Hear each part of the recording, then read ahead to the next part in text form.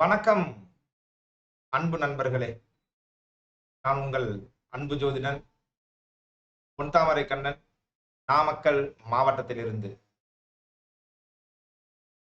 இன்று ஒரு அற்புதமான ஒரு அறிமுக வகுப்பில் இருக்கிறோம். அறிமுக வகுப்புல என்ன அற்புதம்? இது வந்து கொஞ்சம் யோசிக்க வேண்டிய ஒரு விஷயமாக இருக்கும்.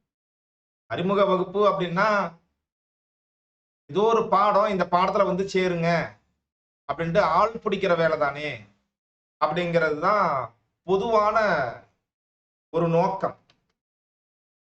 இந்த பயிற்சியினுடைய நோக்கம் அதிலிருந்து வேறுபட்டது அல்ல. இதுவும் அப்படித்தான். இந்த பயிற்சியில் சேருங்கள் அப்படிங்கிறத நமது மாணவர்களுக்கெல்லாம் சொல்லுவதற்கான ஒரு முயற்சி தான். ஆனா இந்த பயிற்சி விளம்பரத்துல நீங்க எத்தன பேர் பார்த்தீங்கன்னு தெரியல. அறிமுக வகுப்பு 1ன்னு போட்டிருப்பேன். யாராவது கவனிச்சீங்களா? அறிமுக வகுப்புக்கு போய் 1, 2, 3ன்னு போடுவானுங்களா? போடுவாங்களா? போட முடியுமா? அப்படின்னு யோசிச்சீங்கன்னா, இந்த பயிற்சியினுடைய இந்த தொழில்முறை எண்கணிதம் மாஸ்டர் பயிற்சி இருக்கு இல்லீங்களா? மாஸ்டர் நியூமராலஜி பயிற்சி. இந்த பயிற்சிக்கு அறிமுகமே ஒரு வகுப்புல முடியறது கஷ்டம். ஒரு 3/4 மணி நேரம், 1 மணி நேரம் போகுமா? பல்வேறு அறிமுக பயிற்சிகளிலே நீங்கள் கலந்து கொண்டிருப்பீர்கள். அதுல வகுப்பினுடைய இதெல்லாம் நாம கத்துக் குடுக்குறோம் அப்படின்னு சொல்லும் பொழுது, ஒரு 10 நிமிஷம், 1/4 மணி நேரத்துல முடிஞ்சிரும். அதுக்கு பின்னாடி நீங்க சேர்றீங்களா, நீங்க வர்றீங்களான்னு தான் இருக்கும். இந்த பயிற்சி இன்றைய இந்த அறிமுக வகுப்புல அப்படி இருக்காது. எண்களின் உலகம் மிக பெரியது. எவ்வளவு பெரியது அப்படின்னு பார்த்தீங்கன்னா, ஒரு ஜோதிடம் எவ்வளவு கடலளவு பெரியது அப்படின்னு இருக்குதோ, அது மாரி நியூமராலஜிலயும் அத்தனை விஷயங்கள் இருக்கிறது. நியூமராலஜில அத்தனை விஷயங்கள் கொட்டி கிடக்கிறது. அத்தனையுமே நாம கற்றுக்கொண்டு விட முடியுமா? அப்படின்னு சொல்லும் பொழுது, அதிலே சில தேக்க நிலைகள் இருக்கத்தான் செய்கிறது. ஒரு ஜோதிடம் அப்படின்னு சொல்லும் பொழுது, அதுல மிகப்பெரிய அளவிலே 1000 1000 ஆண்டுகளாக அதனுடைய ஆராய்ச்சியிலே மேம்பட்டு, மேம்பட்டு சென்று கொண்டே இருக்கிறது. ஆனா இந்த நியூமராலஜி அப்படிங்கிறது இப்பதான் 1900, 1910 இந்த காலகட்டங்களில் தான் உலக அளவிலேயே வெளியே வந்தது. அதற்கு முன்னாடி நியூமராலஜிங்கிற ஒரு விஷயம் கிடையாது. 1900க்கு முன்னாடி நியூமராலஜி, பெயரியல், பெயர் ஆராய்ச்சி, பிறந்த தேதி, பலன்கள், பிறப்பு எண், விதி எண் இந்த மாரியான ஒரு விஷயமே கிடையாது. பிறந்த நாள ஜென்ம நட்சத்திரம், ஜென்மமாகிய அந்த தேதி அப்படின்ட்டு நம்ம கொண்டாடினோமா, கோயிலுக்கு போனோமா, தான தர்மம் செய்தோமா, பெரியவங்க கிட்ட ஆசீர்வாதம் வாங்கணுமா அப்படிங்கிற அளவிலே அந்த பிறந்த தேதிக்கான அந்த மதிப்பு அப்படிங்கிறது அவ்வளவுதான். அத்தோட முடிஞ்சிரும். ஆனா பாருங்க, இன்னைக்கு உலகம் அப்படி சென்று கொண்டு இருக்கவில்லை.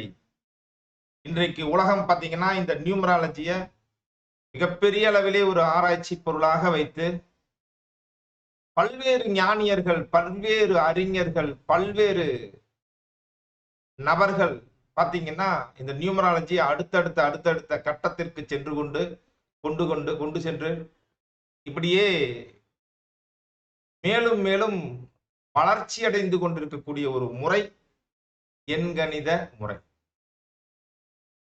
இந்த எண்களின் உலகமானது அற்புதமானது. எண்களின் உலகம் மிக மிக அற்புதமானது. அதற்கு உள்ளே அனைவருக்கும் இடம். நீங்க ஜோதிடராக இருக்கிறீர்களா? உங்களுக்கு இடம் உண்டு. நீங்கள் ஒரு ஆஸ்திகராக இருக்கிறீர்களா? ஆஸ்திகர்னா கடவுள் நம்பிக்கை உள்ளவர்கள். உங்களுக்கு இங்கே இடம் உண்டு. இல்ல, இல்ல நான் ஒரு நாத்திகன். நாத்திகராக இருக்கிறீர்களா? உங்களுக்கும் இங்கே இடம் உண்டு. இல்லை இந்த மதத்தைச் சேர்ந்தவன். எல்லா மதத்தைச் சேர்ந்தவர்களுக்கும் இங்கே இடம் உண்டு. எண்கணிதத்திலே நீ இத கத்துக்கலாம், நீ இத கத்துக்க கூடாது அப்படிங்கிற மாதிரி எந்த விஷயமும் கிடையாது. இது ஒரு அற்புதமான ஒரு கலை. இத நாம வந்து நிச்சயமாக கற்றுக்கொண்டே ஆக வேண்டும் அப்படிங்கிற அளவிலே நமக்கெல்லாம் ஏன் அந்த உத்வேகம் வரமாட்டேங்குது? பல மக்கள் வந்து நியூமராலஜிய கத்துக்கவே மாட்டேங்கிறாங்களே அப்படின்னு சொன்னோம்னா, அதெல்லாம் ஏன் அப்படிங்கிறத உணர்த்துவதற்கான வகுப்பு தான் இது. நியூமராலஜின்னா ஏன் என்னன்னு நினைச்சிட்டு இருக்கோம் நாம? ஒரு பிறந்த தேதிங்க ஐயா, அதை வச்சுதானே நம்ம சொல்றோம். இப்ப யாராவது ஒருத்தர் நியூமராலஜில நேம்லாம் வைக்கிறது இல்ல அப்படிங்கிற ஒரு நபர், நானு நியூமராலஜியை பெருசா நம்புறது இல்ல, நியூமராலஜிய அவ்வளவா பொருட்டாக எண்ணுவதில்லை அப்படின்னு இருக்கக்கூடிய நபர் யாராவது இங்க இருந்தோம் அப்படின்னா அவங்க இப்ப சொல்லலாம் நியூமராலஜின்னா என்ன. மாணவர்கள் யாராவது முன் வந்து இப்ப சொல்லுங்களேன். அதாவது 3 நிலைகளிலே வாய்ப்பு. ஒன்று, நியூமராலஜி பத்தி அபிப்பிராயம் இல்லை அப்படிங்கிறவங்க முதல்ல பேசணும். அடுத்தது அபிப்பிராயம் உள்ளவர்கள் பேசலாம், நல்ல அபிப்பிராயம் உள்ளவர்கள். அப்புறம் நியூமராலஜிஸ்டா இருக்கிறவங்களும் பேசலாம். இப்ப அபிப்பிராயம் இல்லை அப்படிங்கிறவங்க முதல்ல ஒரு சில கருத்துக்கள் கூறலாம். யார் வர்றீங்க?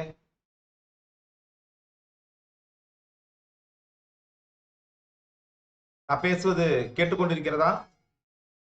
Mic test, mic test. ஏன்னா அடியேன் நான் இந்த இணைப்பு உயிர்ப்போடு தான் இருக்கிறது அப்படிங்கிறதுக்கு தான் அப்பப்போ ஒரு கேள்வி கேட்கறது. அதற்கான பதிலே வரல அப்படின்னு சொன்னோம்னா இந்த இணைப்பு உயிர்ப்பு இல்லை அப்படிங்கிற மாதிரி ஆயிடும். நான் தனியாக எங்கோ உலாவிக் கொண்டு பேசிக் கொண்டிருக்கிறேனா அப்படிங்கிற சந்தேகம் இருக்கு. யாராவது ஒருத்தர் சொல்லலாம். சொல்லவில்லை அப்படின்னா கேக்குது இல்லையா? ஓகே, நல்லது நல்லது. அப்ப கருத்துக்கள் இதுக்கு நியூமராலஜி இல்ல, நியூமராலஜி பத்தி பெரிய அபிப்பிராயமே இல்லைங்கிற நபர்கள் இல்ல, மகிழ்ச்சி. இதை நீங்கள் யூடியூப்ல பாக்குற நபராக இருந்தால் நீங்க கமெண்ட்ஸ்ல உங்களுடைய அந்த விஷயத்தை கொடுக்கலாம். அதற்கான விளக்கம் நானே கொடுத்துருவேன். இருந்தாலும் நீங்க ஒரு கமெண்ட் பண்ணுங்க. இது வரைக்கும் பெரிய அளவுல எனக்கு நியூமராலஜி மேல ஒரு அக்கறை இல்லைன்னு. சரி, இப்ப இரண்டாவது கட்ட நபருக்கு வந்துடலாம்.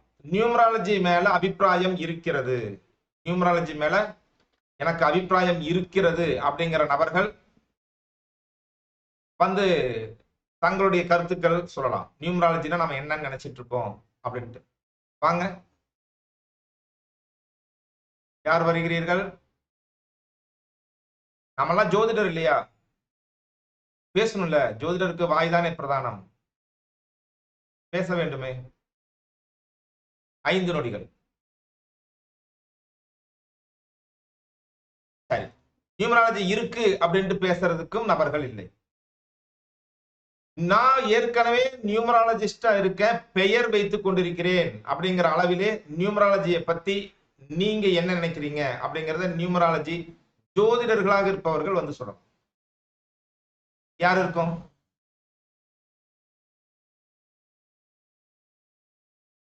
ஒரு 2 லைன் பேசலாமே. பேசினால் இது மாதிரி கல்வி, இது மாதிரியான விஷயங்கள்ல ஒரு பயிற்சியில பேசினா என்ன நடக்கும் அப்படிங்கறத சொல்லிடுறேன். பேச்சு என்பது 2ஆம் இடம். அது ஒரு ஆசிரியருக்கு ஆசிரியருடைய சொற்படி கேட்பது அப்படிங்கிறது குருவுடைய அருளை பெற்றுத்தரும்.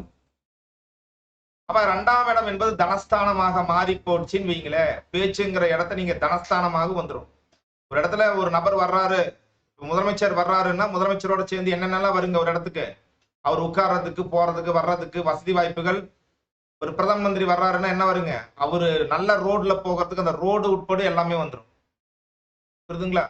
அது மாதிரி இப்ப நீங்க பேசுறீங்க அப்படின்னு சொன்னோம்னா நீங்க ஒரு ஆசிரியர் கேட்கிறாரு பேசுறோங்கிறது மட்டும் கிடையாதுங்க. அந்த இடத்துல குருவுடைய அருள் 2ஆம் இடத்திற்கு கிடைக்கிறது. அப்ப தனஸ்தானம் வலிமை பெறும், வசதி வாய்ப்புகள் உண்டாகும். நல்லா கவனிச்சு பாருங்க. வகுப்புகள்ல அடிக்கடி ஆசிரியர் கேட்ட உடனே மைக்கை ஓபன் பண்ணி பேசுறவங்களுடைய அந்த வருமான அளவு இன்க்ரீஸ் ஆயிருக்கும்.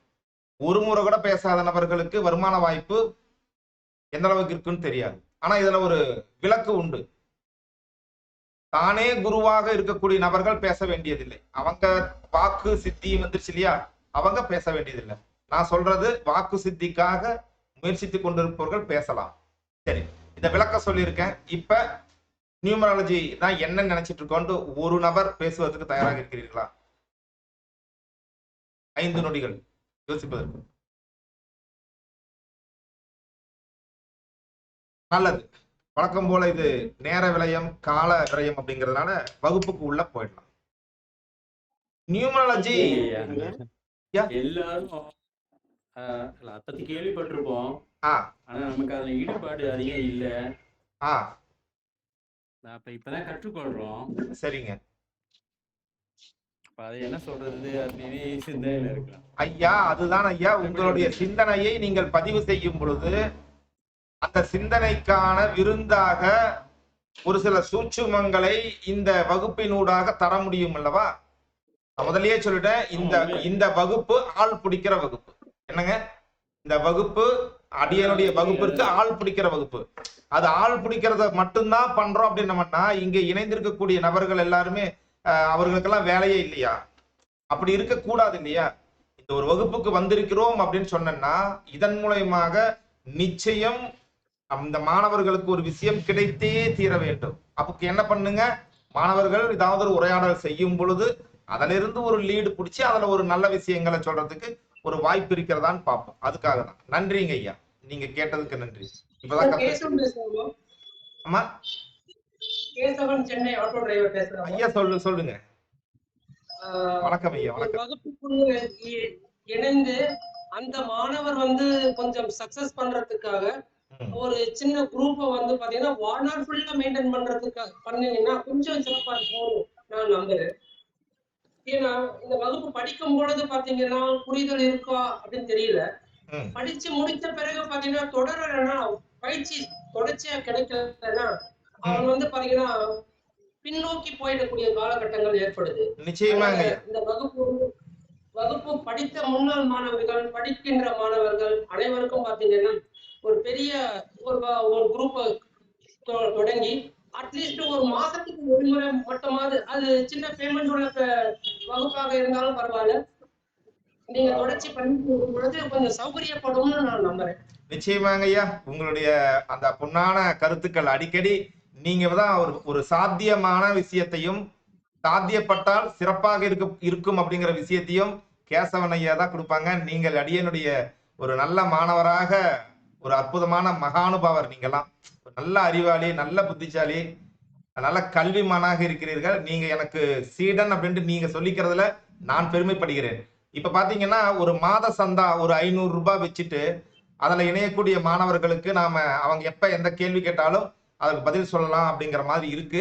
இந்த மாஸ்டர் நியூமராலஜி வகுப்பு முடிஞ்ச உடனேயே என்னுடைய பழைய சப்தகணித மாணவர்கள் அனைவரையுமே ஒருங்கிணைத்து அந்த மாதிரி ஒரு குழு வருங்கய்யா. நீங்க கேட்ட அது வந்து சக்சஸ், ஏற்றுக்கொள்ளப்பட்டது. நீங்க எல்லாம் சப்தகணித மாணவர்களே உயர்நிலை மாணவர், சரிங்களா? நீங்க புரிந்து கொள்ள ஆற்றல் உங்களுக்கு அவ்வளவு இருந்தது. நன்றி. சரி, ஓகே. வள்ளுவர் சொன்ன இந்த கருத்து பிரகாரம் என்னென்ப ஏனை எழுத்தென்ப இவ்விரண்டும் கண்ணென்ப வாழும் இருக்குன்னு சொல்லியிருக்கார். கல்வி அதிகாரத்துல அவர் சொல்லியிருக்காருன்னு சொன்னா கூட இதுல எண்கள் என்பதை தான் மெயினா வச்சிருக்கார். எண் என்ப அப்புறம்தான் எழுத்தென்பன்னு சொல்லியிருக்கார். அந்த எழுத்துக்கள் உருவாவதற்கு முன்பாகவே எண்கள் உருவாகி இருக்கிறது அப்படிங்கறத என்னுடைய அந்த ஆடியோ நேற்று 858 ஜோதிட வகுப்பு குழுவுல ஒரு ஆடியோ போட்டிருந்தேன். அந்த ஆடியோல நீங்க கேட்டிருந்தீங்கன்னா புரிஞ்சுக்கலாம். மீண்டும் அந்த ஆடியோவை போய் கேட்டுக்கலாம். அது 10 நிமிஷம் ஆடியோ. அதனால அதை திரும்ப இங்க ரிப்பீட் பண்ணோம்னா வகுப்பு 10 நிமிஷம் வேஸ்ட் ஆஃப் போயிடும். இதுல என்னன்னா அந்த காலத்துல இருக்கக்கூடிய தத்துவ அறிஞர்கள் எல்லாருமே பொதுவாக கணித மேதைகளாகட்டும் தத்துவ அறிஞர்களாகட்டும் எண்களை, அந்த கணிதத்தை கடவுளுக்கு இணையாக வைத்து பார்த்திருக்கிறார்கள். பழைய ஆசிரியர்கள் எல்லாமே அப்படிதான் எண்ணாகிய ஜோதிடமும் அப்படின்னு சொல்லியிருக்காங்க. ஜோதிடம் அப்படிங்கிறது எண்களால் உருவாக்கப்பட்ட ஜோதிடம் அப்படின்னு சொல்லிதான் அந்த நியூமராலஜி கலையும் சொல்றாங்க. நீங்க கிரகங்கள் அனைத்து கணிதமும் எண்களுக்கு உள்ளேதான் இருக்கிறது. இத்தனை டிகிரி, இத்தனாவது கிரகம், இத்தனாவது கட்டம், இத்தனாவது பாவம் எல்லாம் எண்களுக்குள்ளே தான் இருக்கிறது. ஏனென்றால் எண்கள் தான் கடவுள், கடவுளுடைய மொழி எண். அப்படிங்கிறதுனால நாம நம்மையும் இங்க இருக்கக்கூடிய உங்களையும் இணைக்கக்கூடிய அந்த மொபைல் நம்பர் உட்பட எண்கள் தான். அந்த மொபைலை வாங்கிறதுக்கான செலவும் எண்கள் தான். எண்கள் அங்கும் இங்கும் எங்கும் எண்கள் இல்லை என்றால் நாம் யாருமே இல்லை, சூன்யமாகி விடுவோம். அப்படிங்கிற அளவிலே எண் கணிதம் மிக உயர்ந்தது. அதனாலதான் பாத்தீங்கன்னா எண்ணியல் தந்தை சீரோ அப்படின்னு சொல்லக்கூடிய ஒரு வித்வான், மேற்கத்திய உலகை சேர்ந்தவர். இவர் 1866 பிறக்கிறார்.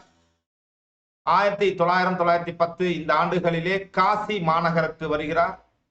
அங்க மந்திர சாஸ்திரத்தை பழகுகிறார். அங்கே எண்ணியல்ல பல சூட்சுமங்கள் மறைத்து வைத்திருப்பதை உணர்கிறார். அதுக்கு பின்னாடி இவரு சால்டியன் மெத்தேடு, அந்த சால்டியனுடைய கலையை கற்று அதை வாழ்க்கையில் எப்படி பயன்படுத்த வேண்டும் அப்படிங்கிறதையெல்லாம் சொல்றார். இங்கே மந்திர சாஸ்திரத்தில் இருக்கக்கூடிய எண்களின் மதிப்புக்கும் அங்கே சால்டியன், பித்தாகரஸ் ஆகிய மனிதர்கள், அதாவது உயர்ந்த மகானுபவர்கள், அவர்கள்லாம் சொன்ன அது எல்லாம் ஆய்வு செய்து எழுத்துக்களுக்கு ஒளி அதிர்வலைகள் உண்டு, எண்களுக்கு ஒரு சக்தி உண்டு, எண்களுடைய சக்தியை ஒத்து குறிப்பிட்ட எழுத்துக்களின் ஒளி அதனுடைய அதிர்வலை எண்களுடைய சக்தி அதிர்வலையோடு ஒத்திசைக்கிறது அப்படின்னு சொல்லி இந்த ரெண்டையும் இணைந்ததாக கண்டுபிடித்த அந்த அற்புத கலை தான் எண்கணித கலை. எண்கணிதம் அப்படிங்கிற தலைப்புல முதல் புத்தகம் எழுதியவர் சீரோ தான். அவரை கீரோ அது இதுன்னு சொன்னாலும் கூட அடியனுடைய வகுப்பிலே அவரை சீரோ என்று மட்டும் அழைக்கலாம். இப்போ ஒரு சந்தேகம் நமக்குள்ளார வரும். அந்த சந்தேகம் தீர்ந்தால்தான் அடுத்த கட்டத்துக்கே நம்ம போவோம். அந்த நியூமராலஜி, வாஸ்து, ஜோசியம் இதெல்லாம் உண்ணா, எல்லாம் ஜோசியம் அப்படின்னு சொல்லிட்டாலும், எல்லாம் எதிர்காலத்தை குறிக்கிறதுன்னு சொல்லிட்டாலும், இந்த மூணு ஒண்ணா அப்படின்னு சொன்னோம்னா அந்த மூன்றும் ஒன்றல்ல. மூன்றும் ஒன்றல்ல. எப்பவுமே பாத்தீங்கன்னா காத்தல், அழித்தல், படைத்தல் அப்படின்ட்டு மூன்று தொழில்கள் இருக்கும். ஒன்று இரண்டு, அதாவது ஒரு ஆண் ஒரு பெண் ரெண்டு பேரும் சேர்ந்தாங்கன்னா மூணாவது ஒரு குழந்தை உற்பத்தி ஆகும். ஒரு பாசிட்டிவ் ஒரு நெகட்டிவ் ரெண்டும் சேர்ந்தாங்கன்னா அந்த இடத்துல ஒரு சக்தி கிரியேட் ஆயிட்டு ஒரு மூவ்மெண்ட் நடக்கும். அப்ப இதுல என்னன்னு பாத்தீங்கன்னா ஒரு இரண்டு விஷயங்கள் மட்டும் இருக்கும் பொழுது ஒன்றும் நடப்பதில்லை. அந்த இரண்டும் சேர்ந்து மூன்றாவதாக ஒரு சக்தி உருவாகும் பொழுது அங்கே ஒரு இயக்கம் உண்டாகிறது. அந்த அளவுல எண்கணிதம், வாஸ்து, ஜோதிடம் ஆகிய மூன்றும் ஒன்றல்ல. அதனுடைய சக்தி மூலகங்கள் வெவ்வேறாக இருக்கிறது. மூன்றும் நமது வாழ்க்கையிலே நாம விரும்பினாலும் நாம விரும்பாவிட்டாலும், நமக்கு பிடித்தாலும் நமக்கு பிடிக்காவிட்டாலும் இந்த மூன்றும் நம் வாழ்க்கையிலே ஏதாவது ஒரு பங்கு பெற்றுக்கொண்டே இருக்கிறது. அந்த பங்குகளின் விளைவாக உண்டாவதுதான் நமது வாழ்க்கை. அதுல ஜோதிடம் அப்படிங்கிறது வானவியல் சாஸ்திரம் அப்படின்னு சொல்றாங்க. இது விண்ணில் இருந்து உண்டாகக்கூடிய இறை சக்தியை கொண்டு, விண்ணில் இருந்து நமக்கு கிடைக்கக்கூடிய இறை சக்தியை கொண்டு முன்ஜென்மாவிலே நமக்கு என்ன கர்மவினை கொண்டு வந்து நாம இங்க பிறந்திருக்கோம் அப்படிங்கிறத நாம கணிக்கிறது தான் ஜோதிடம். அடுத்து வாஸ்து சாஸ்திரம், அற்புதமான சாஸ்திரம். இது பூமியியல் சாஸ்திரம் அப்படின்னு சொல்றோம். வாஸ்து சாஸ்திரத்தை பூமியியல் சாஸ்திரம்னு சொல்றோம். பூமியினுடைய காந்த சக்தியை அது உண்டாக்கக்கூடிய அந்த அலைவரிசைகளை கொண்டு ஒரு குறிப்பிட்ட இடத்துல அந்த பூமியினுடைய காந்த சக்தி நல்ல சக்தியாக செயல்படுகிறதா, தீய சக்தியாக செயல்படுகிறதா?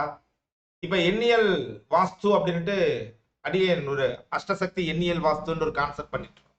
அது என்ன அப்படின்னு பாத்தீங்கன்னா பூமியிலே இருந்து அந்த வீடுகளின் மூலமாக மாற்றி அமைக்கக்கூடிய அந்த காந்த சக்தி அதிர்வலையானது நாம எப்படி தனி மனிதனாக நாம ஒரு காந்தமாக இருப்போம், நாம் ஒரு சக்தியாக இருப்போம். அப்ப நாம அதை பாசிட்டிவா ரிசீவ் பண்றோமா, நெகட்டிவா ரிசீவ் பண்றோமா அப்படிங்கிற அளவிற்கு டீப்பா தோன்றின் புகழோடு தோன்றுக அதிலார் தோன்றலின் தோன்றாமை நன்று. அடியனுடைய கொள்கை குழந்தையிலிருந்து இப்படித்தான். ஒரு விஷயத்தை செய்தால் அதில் நிபுணத்துவத்தோடு செய்ய வேண்டும். இல்லைன்னா அதை செய்யாமலே இருந்துக்கணும். நுனிப்புள் மீது அதை அப்படியே பரிமாறி பெரியாள் ஆகிறதுங்கிற மாதிரி ஒரு சிச்சுவேஷனுக்கு அடியன் எப்பொழுதும் செல்வதில்லை. இறைவனுடைய அருளாசி எப்பொழுதும் இந்த குணத்தை அடியனுக்குள் வைத்திருக்க வேண்டும் அப்படிங்கிறத நான் இறைவன்கிட்ட வேண்டிக்கிறேன். அப்ப அந்த வாஸ்து சாஸ்திரம் அப்படிங்கிறதுல கூட பாத்தீங்கன்னா இப்ப இருக்கக்கூடிய அந்த வாஸ்து அப்படிங்கிறது ஒரு பேசிக் வாஸ்து தான். ஒரு மோசமான வாஸ்து வீட்டுல கூட நல்ல மாதிரி இருக்க முடியுங்கிறது அந்த அஷ்டசக்தி வாஸ்து. சரிங்களா, இருக்கட்டும், அது தனியா போகட்டும். அடுத்து எண்கணிதம் என்பது சப்த சாஸ்திரம் ஆகும். சப்தம் என்பது மந்திரம், அந்த ஒளியியல் சாஸ்திரம். சப்தம் உண்டாக்கக்கூடிய அலைகள்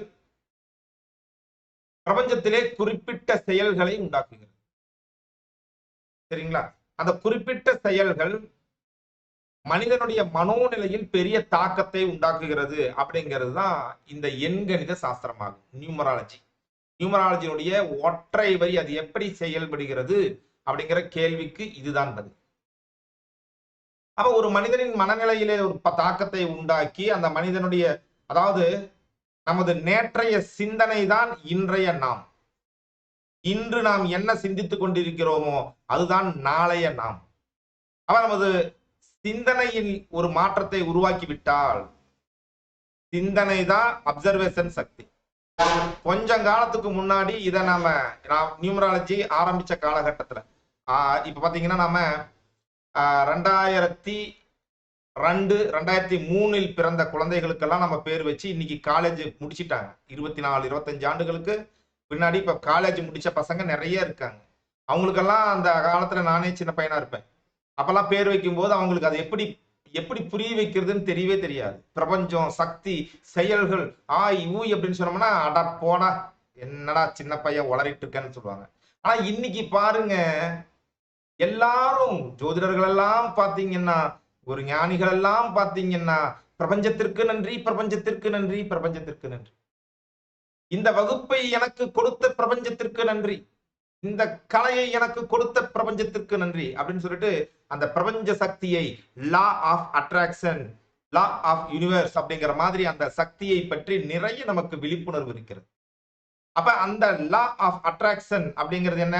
மனிதன் என்னவாக இருக்கிறானோ அது சார்ந்த விஷயங்களை ஈர்ப்பான். மனிதன் பாசிட்டிவான அலைவரிசையிலே இருந்தால் பாசிட்டிவான விஷயங்களை ஈர்க்கிறான், பாசிட்டிவான செயல்கள் அவனுக்கு வருகிறது. அப்ப பாசிட்டிவான பாதையில் செல்கிறான். இன்றைய சிந்தனை நாளைய மனிதன் அப்படிங்கும் பொழுது இன்றைய சிந்தனை பாசிட்டிவ் ஆச்சுன்னா நாளைய வாழ்க்கை பாசிட்டிவ் ஆயிடும். அவன் நினைத்ததை அடைந்து விடுவான். இதுதான் என் கணிதம். இதுதாங்க ஒரிஜினல் பரிகாரம். இந்த மந்திர சாஸ்திரத்தை, இந்த சப்த சாஸ்திரத்தை எண்ணியல் அப்படிங்கிற வடிவிலே கொடுக்காமல் மந்திரம், உச்சாடனம், யாகம் அப்படிங்கிற அளவிலே கொடுத்து அந்த பூஜை புனஸ்காரங்கள் அர்ச்சனை செய்யுங்க. இத்தனை சுத்து கோயிலை இத்தனை சுத்துங்க, 3 சுத்து சுத்துங்க, எனர்ஜி வரும். 5 சுத்து சுத்துங்க, நினைச்சதையெல்லாம் சாதிக்கலாம். 7 சுத்து சுத்துங்க, வெளி உலகத்துல பிரபலத்தன்மை வரும், திருமண தடை நீங்கும். 9 சுத்து சுத்துங்க, பெரிய ஆள் ஆயிடலாம், குருநாதர் ஆகிடலாம். நவகிரகத்தை 9 சுத்து சுத்துனா பெரிய ஆள் ஆயிடலாம். எல்லா நம்பர்ஸ் தான், நாம சுத்துவதில் இல்லை கணக்கு. அந்த குறிப்பிட்ட சக்தியை இத்தனை முறை சுற்றி வரும்போது ஒரு சக்தி உருவாகிறது அப்படிங்கறதெல்லாம் இருக்கு கணக்கு. சரிங்களா? இந்த எண்ணியல் சாஸ்திரத்தை முழுமையாக கற்றுத் தேர்வதுதான் நமது நோக்கம். எண்கணிதத்திலே எண்குறி சாஸ்திரம், எண்கணிதம், இது மாதிரி பல்வேறு பெயர்கள் இருந்தாலும் நம்பர் அப்படிங்கிற எண்கள், லாஜிக், அதுல இருக்கக்கூடிய அந்த லாஜிக், நம்பர் லாஜிக் அப்படிங்கறதா நியூமராலஜி அப்படிங்கிற மாதிரி வந்துச்சு. இந்த எண்களை பற்றி ஆழ்ந்த ஆராய்ச்சி செய்த நாடுகள் இந்தியா, அரேபியா, எகிப்து. இதுல அந்த 0 அப்படின்ட்டு ஒரு நம்பர் இல்லாம எண்கள்ல அடுத்த ஸ்டெப்புக்கே போக முடியாம ரொம்ப கஷ்டத்துல இருந்த இந்த உலகத்திற்கு அந்த 0 அப்படிங்கிற ஒரு நம்பரை கொடுத்து எண்கணிதத்தை வளர்த்தவர்கள், முதலாக தந்தவர்கள் இந்தியர்கள். அத புழக்கத்துல இருக்கக்கூடிய எண்கள் இப்ப நம்ம 1, 2, 3 எழுதுறோம் பாருங்க, அதற்கான வடிவம் தந்தவர்கள் ஐரோப்பியர்கள். இதெல்லாம் நாம தெரிந்து கொள்ள வேண்டியது. எண்கணிதத்திலே பல்வேறு முறைகள் புழக்கத்தில் இருக்கிறது, பல்வேறு முறைகள் புழக்கத்தில் இருக்கிறது. அதுல பெரும்பான்மையான ஜோதிடர்கள், நான் உட்பட, நீங்கள் உட்பட, பெரும்பான்மையான ஜோதிடர்கள் பின்பற்றும் முறை 0 எண்கணித முறை ஆகும். இதுல Chaldean, Pythagoras, Hebrew, pyramid, tarot, name chart, ஆங்கில முறை, இங்கிலீஷ் மெத்தட், அஸ்ட்ரோ நியூமராலஜி, நட்சத்திர பாத முறை, தமிழ் முறை அப்படிங்கிற மாதிரி ஒரு 9 விஷயங்கள் தனித்தனி சப்ஜெக்ட். இதுல நாம எதை நியூமராலஜின்னு நம்பிட்டு இருக்கோம் அப்படின்னா, சால்டியன் மெத்தட் இருக்கு இல்லைங்களா, அதை தான் நியூமராலஜின்னு நம்பிட்டு இருக்கோம். நம் அனைவருக்கும் தெரியும், நியூமராலஜி கற்றுக்கொள்ளுங்கள், எண்கணிதம் கற்றுக்கொள்ளுங்கள், நியூமராலஜி ரகசியங்கள், அதிர்ஷ்ட விஞ்ஞானம், அதிர்ஷ்ட எண்ணியல் ரகசியம், இது மாதிரி எந்த தலைப்பில் நீங்கள் புத்தகம் வாங்கினாலும் அதிலே இருக்கக்கூடிய விஷயம், நீங்க பிறந்த தேதி பிறப்பு எண்ணுங்க, அதை கூட்டி வந்துச்சு, பிறந்த தேதி மாச வருஷம் கூட்டுனா விதி எண்ணுங்க, பிறப்பு எண்ணுக்கு இந்த நம்பர்லாம் வசியுங்க, விதி எண்ணுக்கு இந்த நம்பர் வசியுங்க, 1ஆம் நம்பர்ல இருந்து 108 நம்பர் வரைக்கும் இது பலனுங்க. அப்ப இதுல இருந்து ஒரு 1ல பேர் வைங்க, 2ல பேர் வைங்க, 3ல பேர் வைங்க அப்படின்ட்டு சொல்லிட்டு விட்டுருவாங்க. இததான் நாம நியூமராலஜின்னு பண்ணிட்டு இருக்கோம். அப்படித்தானே? இதுக்கு மேல ஏதாவது நாங்க பண்றோமா? பேசிக் நியூமராலஜிஸ்ட் பத்தி சொல்றேன். நமது மாணவர்கள் யாருக்கும் இந்த கேள்வி பொருந்தாது. அடுத்தது இதை காட்டிலும் கொஞ்சம் அட்வான்ஸ் டெக்னாலஜி வச்சிட்டு இருக்கிற நபர்களுக்கும் அது பொருந்தாது. சரிங்களா? அப்ப இந்த மெத்தேடு சால்டியன் மெத்தேடுங்கிற ஒரு நியூமராலஜியை வச்சுட்டு நியூமராலஜினா அவள் என்னங்க போய் பேர் வைக்கிறது அவ்வளவுதான் அப்படின்னு சொல்லுவோம். இது எப்படி இருக்கிறது அப்படின்னு சொன்னோம்னா, ஒரு குழந்தை பிறந்த உடனேயே அதற்கு ஜாதகத்தை கணிச்சு நீ நல்லா இருப்ப போப்பா அப்படின்ட்டு அனுப்புற வரைக்கும் நல்லா இருக்கிற மாதிரி இருக்கும். ஆனா அதற்கு மேலே நாம் எத்தனை விஷயங்கள், எத்தனை முறைகள், எத்தனை பலன்கள், எத்தனை விதங்கள்ல நாம பழகி பழகி பழகி பழகி பயிற்சி செய்து முயற்சி செய்து ஒரு ஒரு நிபுணத்தன்மை அடைகிறோம். அது மாதிரி நியூமராலஜியில இந்த மாதிரி 9 விதமான தனித்துவமான முறைகள் இருக்கிறது. இந்த 9 முறைகளிலும் சால்டியன் மெத்தட்ல நாம பண்றோம் இல்லைங்களா, பேரு திரப்பியன் விதியனுக்கு பேர் வைக்கிற பாருங்க, அது மாதிரி பிதாகரஸ் முறையில மட்டும் பேர் வைக்கலாம், ஹீப்ரூ பிரமிடு முறையில மட்டும் பேர் வைக்கலாம், டாரட் முறையில மட்டும் பேர் வைக்கலாம், நேம் சார்ட் ஆங்கில முறை, அஸ்ட்ரோ நியூமராலஜி, நட்சத்திர பாத முறை, தமிழ் முறை. தமிழ் தாங்க எனக்கு முக்கியம், இங்கிலீஷ் எழுத்துக்கே வரமாட்டேங்க, எனக்கு தமிழ்ல நேம் சேஞ்ச் பண்ணி கொடுக்க முடியுமா? தமிழ்ல நேம் சேஞ்சுன்னு சொல்லக்கூடாது, தமிழ்ல பெயர் மாற்றம் செய்து தர முடியுமா அப்படின்ட்டு ஒரு நண்பர் கேட்கிறார் என்றால், முடியும் அன்பரே, உங்களுடைய பிறந்த தேதியை தாரும் அப்படின்ட்டு சொல்லிட்டு தமிழ் தேதியை வச்சுக்கிட்டு தமிழ் முறை எண்கணிதம் செய்ய முடியும், சக்சஸ்ஃபுல்லா பண்ண முடியும். இந்த 9 முறைகள் மட்டும்தான் நாம இந்த மாஸ்டர் நியூமராலஜியில கத்துக்கிறோமானா, இந்த 9 முறைகள் அப்படிங்கிறது அடிப்படை. என்னங்க அடிப்படை? அடிப்படைன்னா என்னங்க? பேஸ்மெண்ட். இதையெல்லாம் பேஸ்மெண்டா வச்சு இதுக்கு மேல மாட மாளிகை கூட கோபுரங்கள் கட்டுற மாதிரி அழகாக கட்டி எழுப்ப போகிறோம் மாஸ்டர் நியூமராலஜி கிளாஸ். அந்த கட்டிடங்கள் அனைத்தையும் முழுசா கட்டி முடிச்சு பினிஷிங் பண்ண பின்னாடி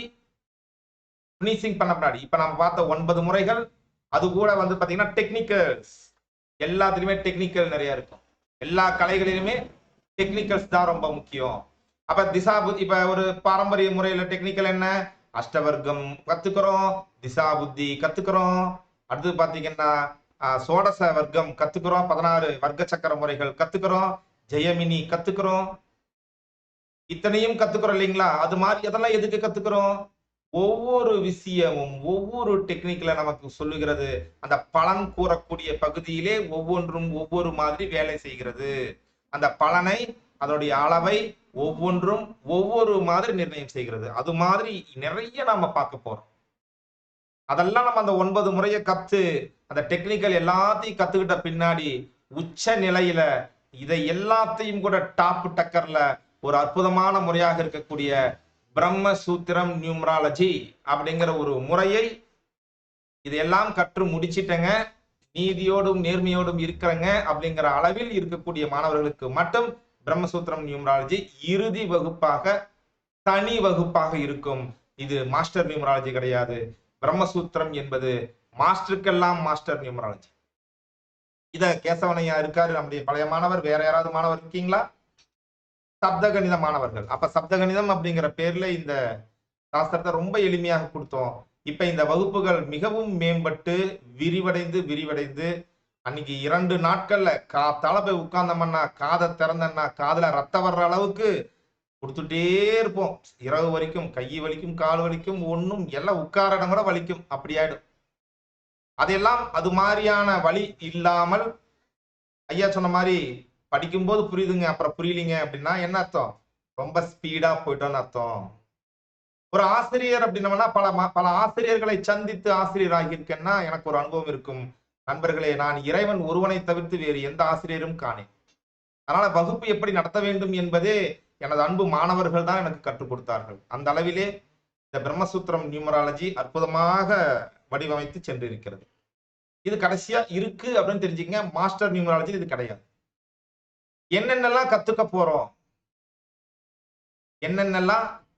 போறோம் அப்படிங்கறத பார்த்தோம்னா, எண்கள் அறிமுகம் இது இல்லாம நமக்கு கிளாஸா? எண்கள் அறிமுகம் இல்லாம கிளாஸுங்களா? 1ன்னா சூரியன், 2ன்னா சந்திரன், அதான் இப்பயே தெரிஞ்சிருச்சே அப்படின்னு தெரிஞ்சுக்கலாம். ஆனால் சூரியன் என்றால் என்ன, சந்திரன் என்றால் என்ன, புத்தகங்களில் கொட்டி கிடக்கிறது. அப்படியே நமக்கு வந்துருமானா வராது. அதற்கான சூட்சுமங்கள் இருக்கிறது. அந்த 7ஆம் எண் அப்படின்னு சொல்லும்போது அது கேது, 4ஆம் எண் ராகுன்னு சொல்றோம். ஆனால் ஆங்கிலேயர்கள் யுரேனஸ் நெப்டியூனுக்கு சொல்றாங்க. நமக்கு அது நிழல் கிரகம்.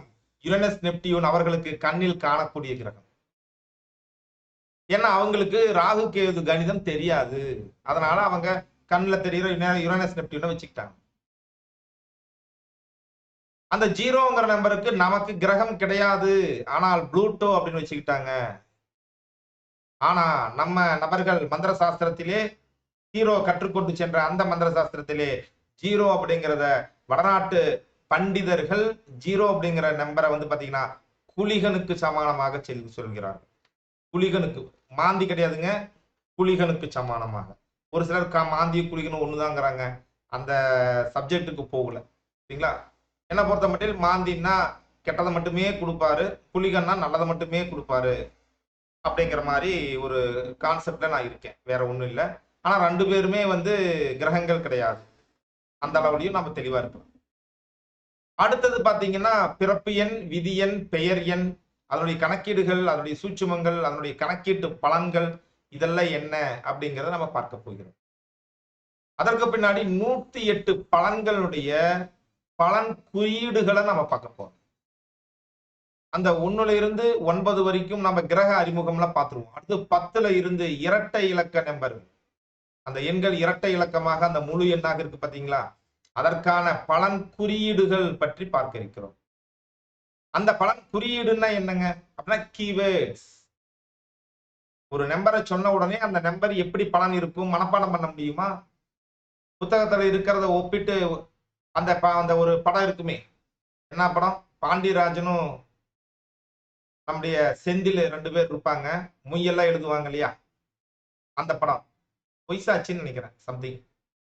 அதுல ஒரு சீன் வரும். ஒரு நாற்காலியை போலியாக விற்பதற்காக வந்துட்டு பல பைத்தியங்களை அழைத்து பிஸ்கட்டை கொடுத்து 1000, 2000, 3000, 4000 பிம்பிலிக்கா பிலாக்கின்னு சொல்லுவாங்களே, அது மாதிரி நாம 10 உடனே இந்த பலன் எல்லாம் கொட்டு, 11 இந்த பலன் எல்லாம் நட்டுவை அப்படின்னு சொல்லிட்டு இருக்க முடியுமா? கொட்டு நட்டு சட்டுன்னுட்டு அப்படிலாம் பண்ண முடியாது. அப்ப ஒரு நம்பர் நம்ம சொல்றோம்னா அந்த நம்பருக்கான குறியீடுகள் ஒரு 4-5 வார்த்தைகள், அந்த வார்த்தைகளை விரித்து பார்த்தால் 4 ஒரு வார்த்தை ஒரு புத்தகத்தை உருவாக்க வேண்டும். அந்த அளவிற்கு நம்மளுடைய அறிவை திறப்பதற்கு என்னென்ன பண்ணலாம், அதற்கான டெக்னிக்கலா என்ன இருக்குங்கிற அந்த சூட்சுமங்கள் சொல்லப்படும். இந்த இடத்துலதான் புரிஞ்சவன் பிஸ்தா. சூட்சுமங்கள் சொல்லப்படும், சூட்சுமங்களை புரிந்து கொண்டால் பிஸ்தா. அப்படி அடுத்தது பாத்தீங்கன்னா இந்த நம்பர்களுக்கெல்லாம் ஒட்டாம இருக்கக்கூடிய மிகப்பெரிய எண்களுடைய சொத்து அப்படின்னு சொன்னோம்னா மாஸ்டர் நம்பர்ஸ், அத முதன்மை எண்கள் அப்படின்னு சொல்லுவோம். அந்த நம்பர்ஸ் எல்லாம் என்ன பண்ணும் அப்படிங்கிறத பத்தி பார்க்க போறோம். அடுத்து ஒரு பெயர் வச்சுட்டோம். அந்த பெயருடைய ஒரு பெயர் இருக்கு அப்படின்னு சொன்னோம்னா அதை நமக்கு என்ன தெரியும்? பெயர் எண் அப்படின்னா என்னன்னு தெரியும். ஒரு 32ல பேர் வச்சிருக்கோம், 41ல பேர் வச்சிருக்கோம். ஒரு பெயருக்கு ஆன்மா உண்டு, ஒரு பெயருக்கு ஆளுமை உண்டு, ஒரு பெயருக்கு சக்தி உண்டு. அப்ப பெயருடைய ஆன்மா எண், ஆளுமை எண், சக்தி எண், இது எல்லாம் நாம் கண்டறிய இருக்கிறோம். எண்களுக்கு உள்ளே நட்பு, சமம், பகை எண்கள், அது ஏன் அப்படி வருது அப்படிங்கிற சூட்சுமத்தை எல்லாம் கற்றுக்கொள்ள இருக்கிறோம். பெயர் அமைப்பது எப்படி? பெயர் அமைப்பது எப்படி? அதான் ஏற்கனவே நீங்க சொல்லிட்டீங்களே, அந்த நம்பர் சொல்லியிருக்கீங்க, நல்லது நட்பு நம்பர் கேட்டா இந்த நம்பர் சொல்லிட்டீங்க. அப்புறம் என்னத்த போய் பெயர் அமைப்பது எப்படி அப்படின்ட்டு வேற அப்படின்னா இன்சிலோடு அமைப்பது எப்படி, இன்சில் இல்லாமல் அமைப்பது எப்படி, இது மாதிரியான அந்த சூட்சுமங்கள் இந்த இடத்துல இருக்கும். பெயர் வைப்பதிலே இந்த பாடம் எல்லாம் பண்ணிட்டீங்கன்னா basic method, zero method, Chaldean method, இதன் பிரகாரம் நீங்கள் முழுமையான ஜோதிடராக ஆகிவிடுவீர்கள். இந்த அளவிற்கு பாடம் இந்த அளவிற்கு வரும்போதே நாம எங்க இருப்பாங்க?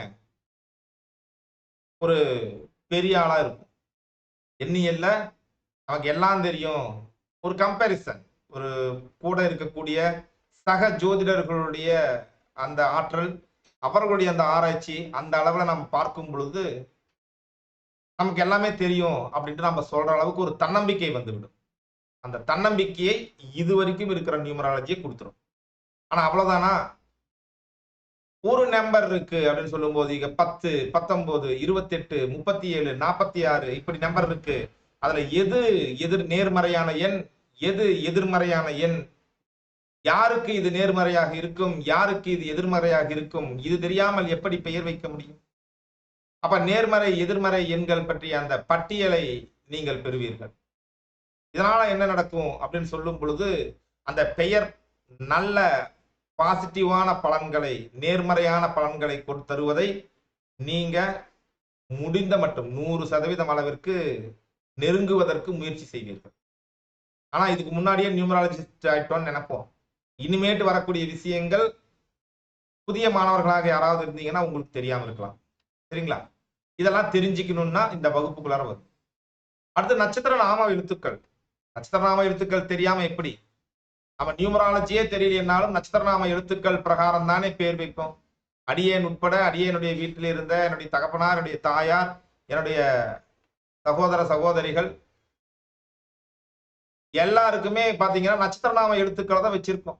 இந்த நட்சத்திரத்தை பிறந்தீங்களா, இதுக்கு இன்னென்ன எழுத்துக்கள், இதன் பிரகாரம் பேர் வச்சிடலாம் முதல் எழுத்தா வச்சு. அது சரியானதா என்றால் ஆம், சரியானது. அந்த நட்சத்திரத்துக்கு அந்த நட்சத்திரத்தினுடைய ஒரு வைப்ரேஷன் இருக்கு. அதை தூண்டி கொடுத்து நம்ம மூளையில இருந்து ஒரு பாசிட்டிவ் அலைவரிசையை எழுத்து கொண்டாந்து கொடுக்கறதுக்கு அந்த குறிப்பிட்ட எழுத்து பெயராக இருந்தால் நல்லா இருக்கும். நம்மை அழைப்பது தானே. உதாரணத்திற்கு கஜேந்திர மோட்சம் அப்படிங்கிற ஒரு கதையை நீங்க ஞாபகம் வச்சுக்கீங்க. நட்சத்திர நாம எழுத்துக்கு கஜேந்திர மோட்ச கதையா அப்படின்னு யோசிக்க வேண்டாம். தொடர்பு இருக்கு, இல்லைனாலும் தொடர்பு படுத்தணும். அப்பதான் அந்த தத்துவங்கள் பெரியவங்க எதுக்கு சொல்லி கொடுத்தாங்கன்னு இருக்கும். அந்த கஜேந்திரன் யானையானது ஒரு தாமரையை பறித்து கொண்டு வருவதற்காக குளத்திலோ கடலிலோ இறங்குகிறது. குளத்திலே இறங்குகிறது. தாமரை பறித்து கொண்டு வரும்போது ஒரு என்னது ஆமையா? இல்ல, ஆமை இல்ல, முதல்ல வந்து அவருடைய காலை பிடித்துக் கொள்ளுகிறது. அப்ப கஜேந்திரன் என்ன சொல்லி அழைக்கிறார்? நாராயணான்னு சொல்றாரா? நாராயணான்னு சொல்றாரா? வேற என்னமோ அந்த ஊரு கதையில ஒரு மாதிரி வேற பேர் கூட இருக்கும். நான் நாராயணா அப்படின்னு வச்சுக்கிறேன். நாராயணா அப்படின்ட்டு அழைக்கிறார். அழைத்த உடனேயே அனைத்து வேலைகளையும் அப்படி அப்படியே போட்டுட்டு இறைவன் கருட வாகனத்தில் ஏறி வந்து அந்த ஆபத்தை நீக்கி உதவுகிறார். அப்ப அவர் கூப்பிடாம இருந்திருந்தா அந்த யானையானது இறைவனை அப்பொழுது அழைக்காமல் இருந்திருந்தால், அந்த பெயரை உச்சரிக்காமல் இருந்திருந்தால் இறைவன் வந்திருப்பாரா? அப்ப அந்த பெயர் என்பது எவ்வளவு முக்கியத்துவம், அந்த பெயருக்கு முதல் எழுத்து இன்னும் எவ்வளவு முக்கியத்துவமாக இருக்கு. நீங்கெல்லாம் பாத்தீங்கன்னா பல ஜோதிடர்கள்ல இருந்து பல நபர்கள் வரைக்கும் அவருடைய முதல் எழுத்து தான். காப்பான்ற ஒரு ஜோதிடர் இருப்பார், கா பார்த்திபன். அப்பா பேர் காந்தியா இருக்கும், அவர் பேர் பார்த்திபனா இருக்கும். காப்பான் இருப்பார். காப்பா அப்படின்னு சொன்னாலே அனைவருக்கும் தெரியும். அந்த அளவுக்கு அவரு கொஞ்சம் பிரபலம் ஆயிட்டார் அந்த எழுத்து, முதல் எழுத்தை வச்சுக்கிட்டு. அது மாதிரி ஒரு பேருடைய முதல் எழுத்து அப்படிங்கிறது ரொம்ப பிரதானம். அதெல்லாம் அதனுடைய முக்கியத்துவம் இருக்கிறதுனால அதையும் நம்ம கற்றுக்கொள்ள போகிறோம். அப்ப பேரை பிடிச்சு கூப்பிடலைன்னா என்ன நடக்கும்? இறைவன் பார்த்து கொண்டே இருப்பார், வரமாட்டார். மகாபாரதத்திலே தர்மன் சூதாடுகிறான். கிருஷ்ணனுக்கு தெரியாம சூதாடணுங்கிற மாதிரி நினைச்சுக்கிறார். கிருஷ்ணனை கூப்பிடவே இல்லை கடைசி வரைக்கும். கிருஷ்ணன் பார்த்து கொண்டே இருக்கிறான். அங்கே வீழ்ச்சி நடந்து கொண்டிருக்கிறது. கூப்பிட்டா போயிடுவேன் அப்படின்னு இருக்கார். கூப்பிடவே இல்லை. திரௌபதி அவைக்கு வருகிறார். கூப்பிட்டா போயிடுவேன். கூப்பிடவே இல்லை. கடைசியாக மானபங்கம் ஆகும் பொழுது கடைசி நொடியில கிருஷ்ணா செகண்ட்ல வந்தார் இல்லையா? அப்ப இறைவன் மட்டும்தான் வருவாங்களா? இப்ப நம்ம இத்தனை பேர் இருக்கோம். மோகன்ராஜையா அப்படின்னு கூப்பிட்டா யாரு மைக் ஓபன் பண்ணுவாங்க? நீங்க தான் ஓபன் பண்ணுவீங்க. அவ்வளவுதான். இது ஒரு பெயருடைய சக்தி தானே. அப்ப இது ஒரு வேவ்லென்த். இப்ப நம்ம ஒரு நபரை அழைக்கும் பொழுது அவருக்கு அது டக்குன்னு கேட்கும். ஒரு குழந்தை கூட 5, 6வது மாதத்திலே கூட அந்த குழந்தைக்கு அதனுடைய பெயர் தெரிந்து விடுகிறது. அந்த பெயரை கூப்பிட்டு பண்ணா உடனே அது திரும்பி பார்க்கும். அது மாதிரி இறைவனுடைய சக்தி அந்த பெயர் மூலயமாக, அலைவரிசை மூலயமாக பிரபஞ்சத்தில் இருக்கும் பொழுது சரியான பெயரை முதலெழுத்தாக கொண்டால் அது திரும்பி பார்க்கும். இது மாதிரி அது நட்சத்திர நாம எழுத்து அவ்வளவு சிறப்பானது. அடுத்தது பாத்தீங்கன்னா பல்வேறு விதமான எண்கணித வகைகளை கற்றுக்கொள்ள போகிறோம்.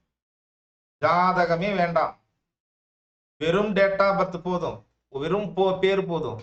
அதை வச்சுட்டு நீங்க 2 மணி நேரம் பலன்களை துல்லியமாக கூறலாம். போதுயா போதும், விட்டுருங்க என்ன அப்படின்ட்டு நம்ம கஸ்டமர் கெஞ்சற அளவுக்கு பலன்கள் சொல்லலாம். எல்லா விதங்களிலும் பலன் சொல்லலாம். பிறப்பு எண், மாத எண், மெய்யெண், விதி எண், உதவி எண், பெயர் எண், தொழில் எண், வாழ்க்கை எண், பிறந்த கால பகுதி எண் அப்படின்ட்டு அந்த 9 விதமான கணிதங்கள் மூலயமாக அதனுடைய பலன்களை நாம் கற்றுக்கொண்டோம் அப்படின்னோம்னா அவ்வளவு இருக்கும். அத்தனையும் இந்த கிளாஸ்ல மாஸ்டர் நியூமராலஜியில கத்துக்கிறோம்.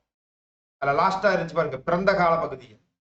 பிறந்த கால பகுதி எண் என்னங்கிறத நாம பார்க்கிறோம். அதனுடைய பிரயோக சூட்சுமங்கள், பிறந்த கால பகுதி எண் என்னங்கிறது தெரிஞ்சுக்கிறது ஒரு விஷயம் இல்லைங்க, அதை எப்படி பிரயோகம் பண்றதுங்கிற சூட்சுமங்களை பற்றி தெரிந்து கொள்ள இருக்கிறோம். தொழில் எண் அப்படின்னு கண்டுபிடிச்சமே அதுதான் தொழிலுக்கான இல்லை, அது தொழில் மீது ஜாதகருக்கு இருக்கக்கூடிய ஒரு எண்ணம், அவ்வளவுதான். அப்ப ஒரு ஜாதகர் எந்த மாதிரியான தொழிலை அமைத்துக் கொள்ளலாம் அதை நாம சொல்லணும் இல்லையா, அதை கற்றுக்கொள்ள இருக்கிறோம். அதெல்லாம் பண்ணிட்டங்க, பெயர் மாற்றம் பண்ணியாச்சு, ரிசல்ட் கொடுக்கணும். ஜாதகருக்கு என்ன சிம்பிள், அடியேன் பாத்தீங்கன்னா மேலே வலது மூலையில ஒரு முக்கோணம், ஒரு தாமரை, ஒரு சம்திங் இந்த மாதிரிலாம் இருக்கும். இது சின்னங்களை மட்டுமே வரைந்து கொடுக்கக்கூடிய இந்த சின்னம் அப்படின்னு இருக்கு பாத்தீங்களா, அதை மட்டுமே போக்கஸ் பண்ணி இருக்கக்கூடிய ஒரு கிராபிக்ஸ் டெக்னாலஜி ஒரு நபர், ஆரா அறிந்த நபர். அவர் வந்து நான் ஒரு லோகோ அமைச்சு கொடுக்குறேன், அதுக்கு பேர் ஹியூமன் லோகோ அப்படின்னு சொல்லி அதற்கு சார்ஜ் பண்ணி அவருக்கு வாங்கி கொடுத்துருக்காரு. இது மாதிரி அந்த சின்னம் என்பது மிகச் சிறப்பாக வேலை செய்கிறது.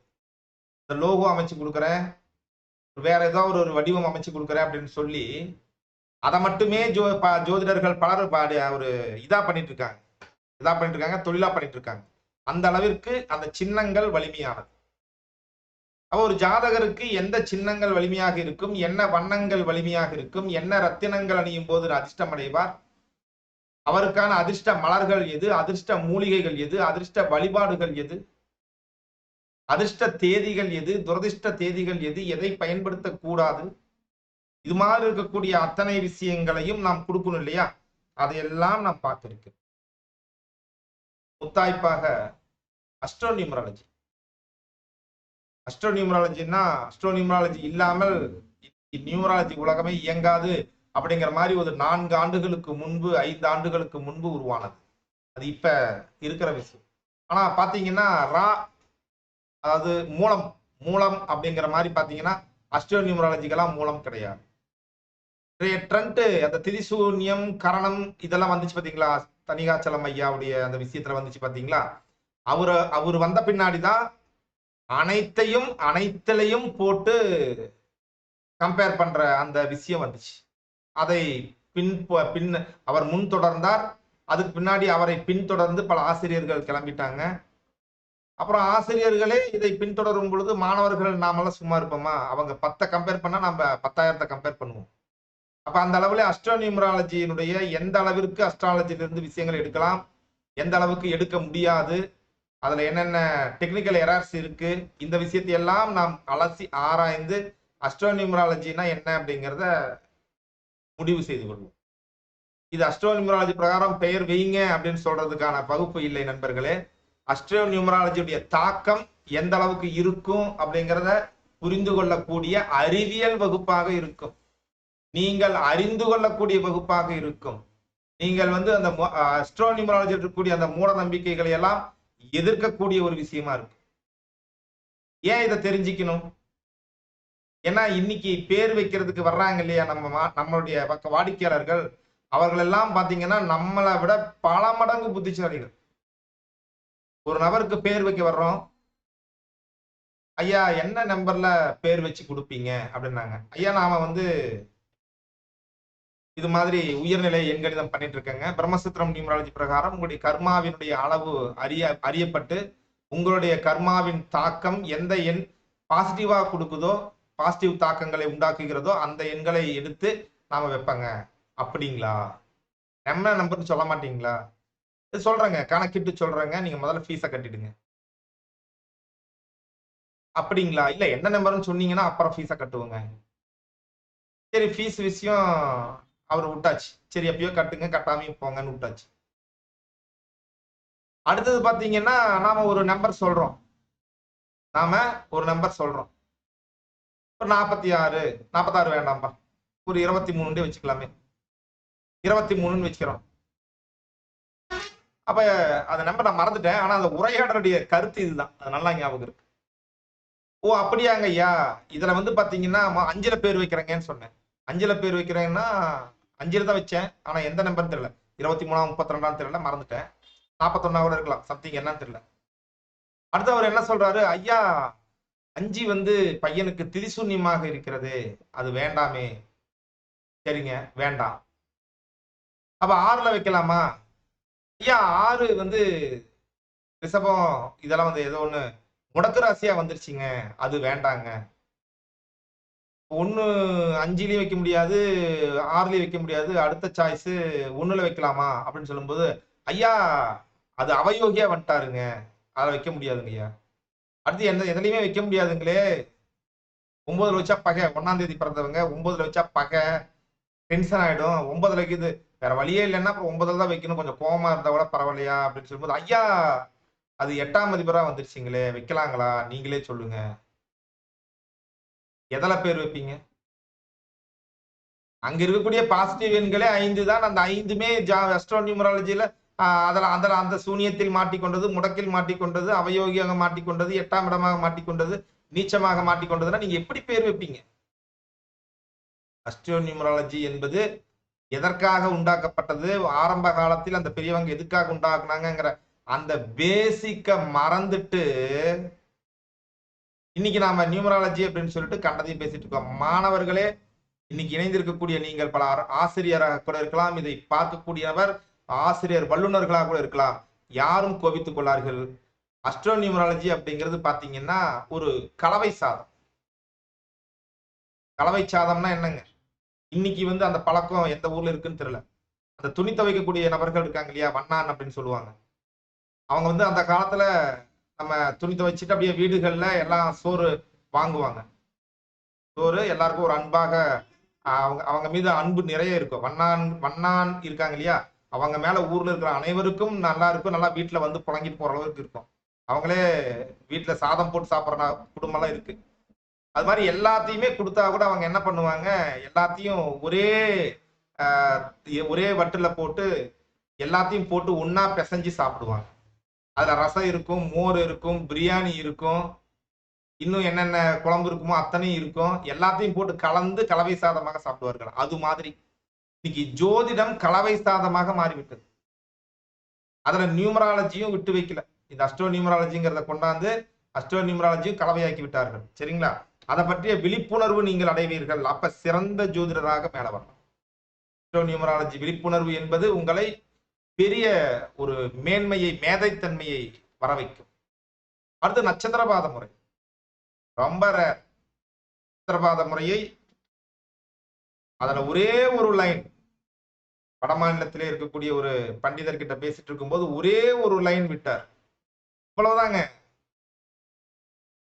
நாம வேறொரு நண்பரோடு பேசிட்டு இருக்கிறோம். அவங்க பேசும்போது அந்த ஒரே ஒரு லைன் விட்டார். நட்சத்திரபாத முறை.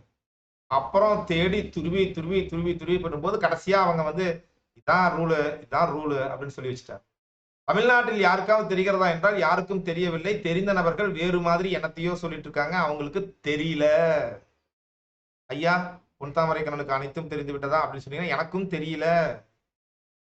ஆய்வு அது எவ்வளவு பலிதமாகிறது என்று ஆய்வு செதுக்கி தேவையில்லாத ஒரு சிற்பத்தில் எப்படி பாறைகளுக்கு உள்ளாக இருக்கக்கூடிய அந்த உருவத்தை கண்டறிந்து தேவையில்லாத நீக்கிட்டு தேவையானதை மட்டும் வைக்கும்போது அழகான ஒரு சிற்பம் சிலை தெய்வம் உருவாகிறதோ நட்சத்திரபாத முறையும் அவ்வாறு தெய்வமாக உருவாகி இருக்கிறது.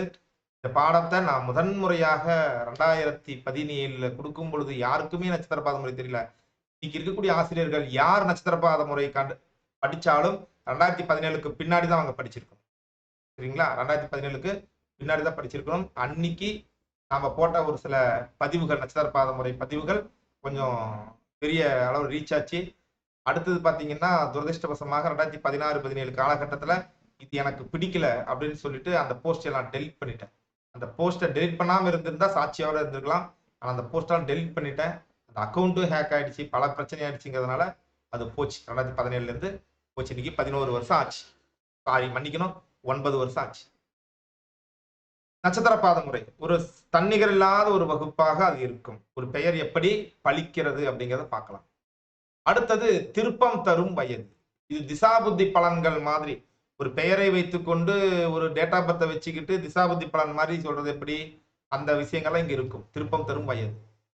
அதோட ரொம்ப முக்கியமான ஒரு விஷயம், ஏ எழுத்துல இருந்து இஜட் எழுத்து வரைக்கும் இருக்கக்கூடிய எழுத்தின் பலன்கள். எல்லா இடத்திலையும் எழுத்தின் பலன்கள்னா ஏ ஆளுமைத்தன்மை இருக்கும், சூரியன், பி சந்திரன் அப்படிதான் இருக்கும். ஆனா இந்த வகுப்பிலே ஏல இருந்து இஜட் வரைக்கும் சூரியன் சந்திரன் அந்த பலன்கள் என்பது ஒரு பக்கம் இருந்துட்டு போகுது. அது பாவம் அப்படியே கொஞ்சம் ஓரமா இருந்துட்டு போகுது. ஆனால் ஏன் அந்த பலன்களை தருகிறது, பி ஏன் இந்த பலன்களை தருகிறது, அதனுடைய வடிவியல் சூட்சுமங்களை எழுத்தின் பலன்கள் வகுப்புல வடிவியல் சூட்சுமங்களை அறிந்து கொள்ளலாம். அந்த வடிவியல் சூட்சுமம், அந்த எழுத்து எப்படி செயல்படுகிறது, எப்படி போகும், அந்த இடத்துல எழுத்து கிரகங்களுக்கு அப்பாற்பட்டு எழுத்தினுடைய வடிவியல் எப்படி செயல்பட்டு கொண்டிருக்கிறதுங்கிறத பார்த்தீங்கன்னா நியூமராலஜி மேல இருக்கக்கூடிய அன்பு காதலாக மாறிவிடும். எழுத்தின் பலன்கள் வடிவியல், எண்களின் பலன்கள் வடிவியல், இது எல்லாம் அந்த வடிவியல் அளவிலே பார்த்தீங்கன்னா நீங்க சூரியன் சந்திரனுங்கிறத மறந்துடுவீங்க. நான் அப்படிதான் மறந்துட்டேன். சூரியன் சந்திரனுங்கிறத திடீர்னு மறந்துட்டேன். 20 ஆண்டுகளுக்கு முன்னாடி இருந்த அந்த ஞானம் இப்பொழுது இல்லை. இப்ப அந்த ஞானம் இல்லைன்னா வேற என்னமோ நுழைஞ்சிக்கிச்சு. அதெல்லாம் பகுதியாக அங்க ஏதோ மூளையில ஒரு பூனைக்குட்டியாட்ட படுத்துட்டு இருக்கு. சரிங்களா? சரி இருக்கட்டும். அடுத்தது நலம் தரும் மாய சக்கரம். நலம் தரும் மாய சக்கரம். மாய சக்கரம் அப்படின்னா நீங்க லோசு மாயக்கட்டம் அப்படின்னு நாம பார்த்தோம் இல்லைங்களா, அது இது ஒண்ணுங்களான்னா எஸ், அது இது ஏறக்குறைய ஒண்ணுதான். ஆனா இதுல வந்து நவக்கிரகங்களுக்கான அந்த சக்கரங்கள், நவக்கிரகங்களுக்கான அந்த பீஜ மந்திரங்கள், அதனுடைய உபயோக முறைகள், நவக்கிரகங்களுக்கான 9 விதமான சக்கரங்களை உருவாக்குவது, எண்ணியல் சக்கரங்களை எப்படி உருவாக்குவது, இது மாதிரியான அந்த சக்கரங்களுடைய மூல பெயர்கள், அதனுடைய ஆதார சக்திகள் என்ன, அது எப்படி அந்த மேஜிக்கை நிகழ்த்துகிறது, அது எல்லாம் நம்ம நலம் தரும் மாய சக்கரம் பகுதியில பார்ப்போம். இதை சிவ சக்கரம் என்று சொல்லுவார்கள். அடுத்தது தமிழ் முறை எண்கணிதம். ஒரு நபர் தமிழ்ல தான் பேர் வைக்கணும் அப்படின்னு சொல்லும் பொழுது நாம் தமிழ்லயே பேர் வைக்கிறதுக்கான ஒரு அற்புதமான முறை தமிழ் முறை எண்கணிதம். இதுல தமிழ் முறை எண்கணிதத்துல நம்பர்ஸுக்கு வேல்யூவே கிடையாது. இருந்தாலும் கூட எண்ணியல் அப்படிங்கிறதுனால 1ல இருந்து 5 வரைக்கும் இருக்கக்கூடிய அந்த எண்களை மட்டும் எடுத்துக்கொள்கிறோம். இது பஞ்சபூத முறையில் பஞ்சபட்சி முறையில் அந்த தமிழ் முறை எண்கணிதம் என்பது செயல்படுகிறது. அதனுடைய பிறப்பியன் விதியன் காணும் சூத்திரங்கள்ல இருந்து எல்லாமே வெவ்வேறானது, வேறுபட்டது. இது ஒரு அற்புதமான ஒரு வகுப்பாக இது இருக்கு. அப்புறம் என்ன பண்ணலாம் அப்படின்னா, இப்பயே 1 மணி நேரம் ஆச்சு பாருங்க. சரியாக 5 மணிக்கு ஆரம்பிச்சாலும் 5:55 ஆயிடுச்சு. இப்ப கேள்வி பதில் கொஞ்ச நேரம் கொண்டு போகலாம். 1 மணி நேரம் ஆயிடுச்சு பாருங்க. இன்னும் பாதி இருக்கிறது. அப்ப மிச்சம் இருக்கக்கூடிய மீதியை எப்பொழுது அறிமுக வகுப்பாக பார்க்கலாம் என்றால் அடுத்த அறிமுக வகுப்பிலே பார்க்கலாம், வகுப்புக்கு முன்னாடி. அப்ப ஜூன் மாசத்திலே வகுப்பு அறிமுகமாகிறது. இவ்வளவு பெரிய வகுப்பை யாராவது 12,000க்கு கொடுப்பாங்களா என்றால் கொடுப்பாங்க. அடியேன் இன்று அதை 12,000க்கு கொடுக்கறதுக்கான சூழ்நிலையில இருக்கேன், அதனால கொடுக்கறேங்க. நாளைக்கு அனைத்து ஆசிரியர்கள் போல இன்னும் இதை வேறு நிலைமைக்கு கொண்டு போகணும் அப்படின்ட்டு ஆசைப்படுறேன். என்ன வேறு நிலைமைக்கு? என்னுடைய மாணவர்கள் எல்லாமே ஆசிரியராக வேண்டும். இதே வகுப்புகளை அனைத்து மாணவர்களுமே எடுத்து அடுத்த கட்டத்திற்கு இந்திய அளவில் உலக அளவில் கொண்டு செல்ல வேண்டும் அப்படிங்கிற அளவுக்கு கொண்டு போகணும். அப்ப உலக அளவில் கொண்டு செல்லும் பொழுது அடியேன் 12,000க்கு எடுத்தாலும் கூட அடியனுடைய மாணவர்கள் இதை 1,00,000 ரூபாய்க்கு கூட எடுக்கலாம். அந்த அளவிற்கு ஒர்த்தானது இந்த வகுப்பு. அவ்வளவு பெரிய வகுப்புங்க. அடியனுடைய ஒரே ஒரு கருத்து என்ன முன்னிற்கின்றது அப்படின்னு பார்த்தோம்னா, இந்த வகுப்பினுடைய கட்டணத்திற்கும் வகுப்பில் கற்றுக்கொள்ள போகக்கூடிய அந்த விஷயங்களுக்கும் தொடர்பே இருக்காது. எல்லா இடத்துலயும் தொடர்பு இல்லாமல் போச்சுன்னா நெகட்டிவ்ல தொடர்பு இருக்காது. 10,000 ரூபாய் வகுப்புங்க. இப்ப தமிழ்நாட்டிலே பிரபலமாக இருக்கக்கூடிய ஒரு சில வகுப்புகள் இருக்கிறது. சரிங்களா? இப்ப மொபைல் எண்ணெல்லாம் நிறைய தேர்ந்தெடுத்து குடுக்குறாங்க பாருங்க. அந்த வகுப்பு இருக்கிறது. அந்த வகுப்பினுடைய மாணவர்கள் ஒரு 25, 30 மாணவர்கள் சொல்லியிருக்கிறார்கள். வகுப்பினுடைய கட்டணம் 10,000 ரூபாய். ஏசி ஹால்ல தான் நடக்குங்க. 2 நாள் வகுப்பு. அந்த வகுப்புல முதல் நாள் மதியம் ஒரு 2 மணி, 3 மணிக்கே வகுப்பு முடிஞ்சிரும்.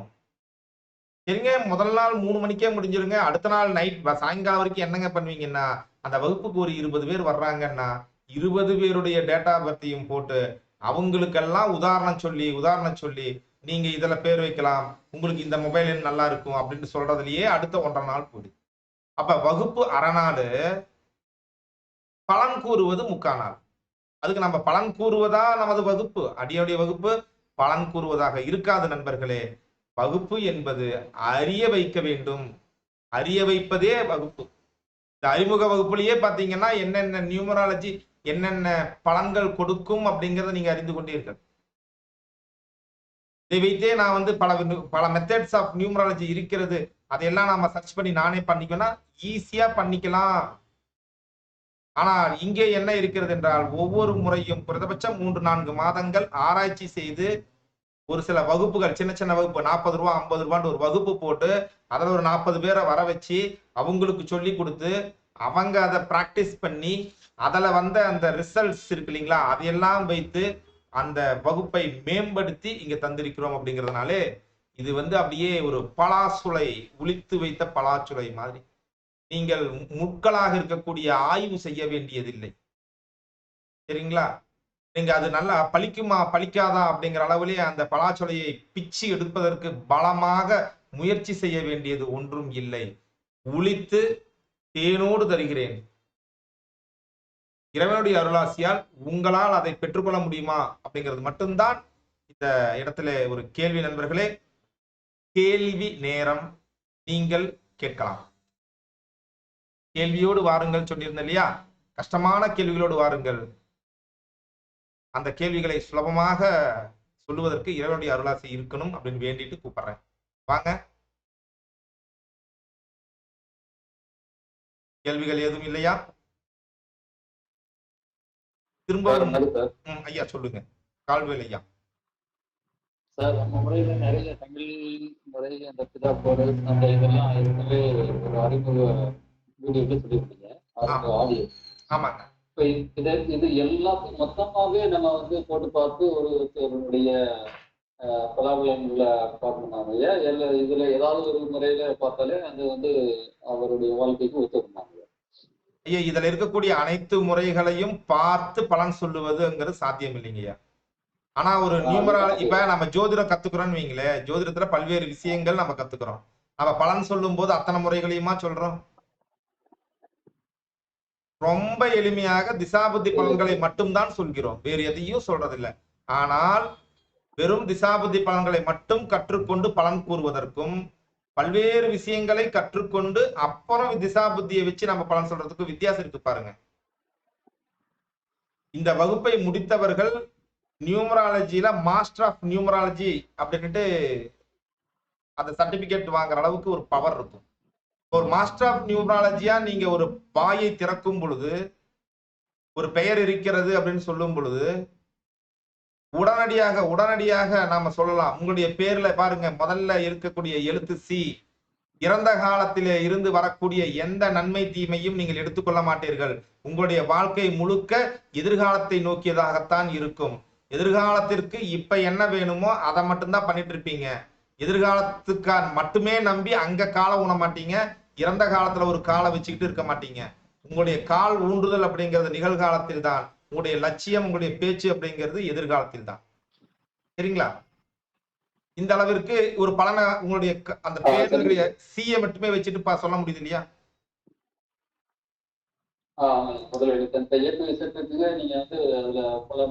இப்ப நான் சியை வச்சு சொன்ன அந்த பலன்கள்,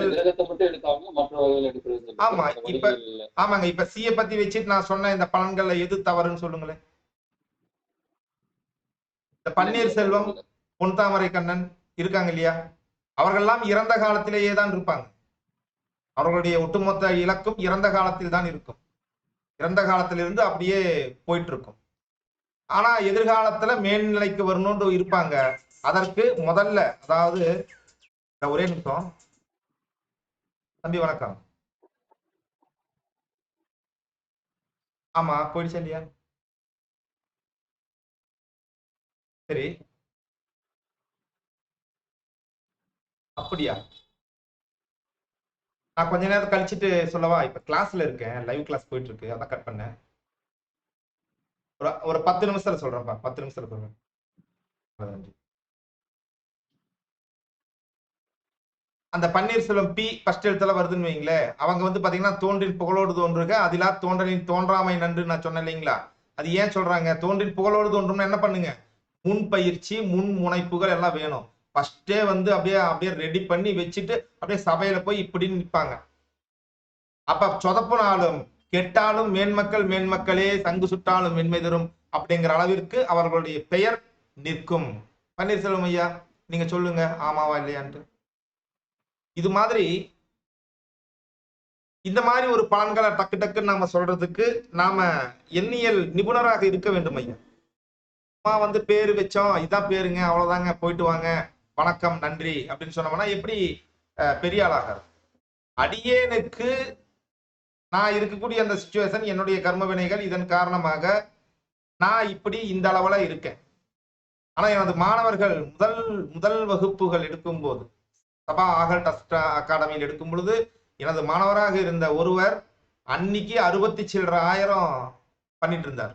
சரிங்களா? 60 சில்லற ஆயிரம், 62 64 சம்திங் ஏதோ அதிர்ஷ்ட எண்ணிக்கையில் அவர் வச்சிருந்தார். அவரு அவ்வளவு ஆயிரங்கள் அந்த பெயர் மாற்றத்துக்கு கட்டணம் வாங்கினார்.